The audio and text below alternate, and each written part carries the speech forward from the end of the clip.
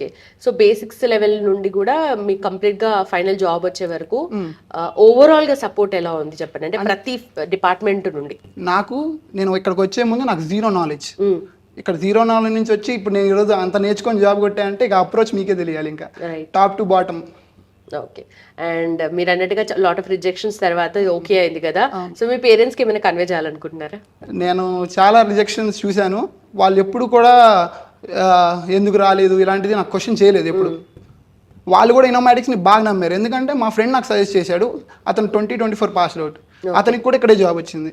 నేను బీటెక్ అయిపోయినా నెక్స్ట్ డేనే జాయిన్ అయ్యా. 28th అయిపోయింది, April 28th కంప్లీట్ అయిపోయింది నాది బీటెక్. నెక్స్ట్ డే జాయిన్ అయ్యా ఇక్కడ. నెక్స్ట్ డే ఇక్కడ జాయిన్ అయ్యాం అంటే వన్ డే కూడా లేట్ చేయలేదు. And finally next upcoming batches కి ఫ్రెషర్స్ కి ఏం చెప్పాలనుకుంటున్నాం? Inomatics is the best choice.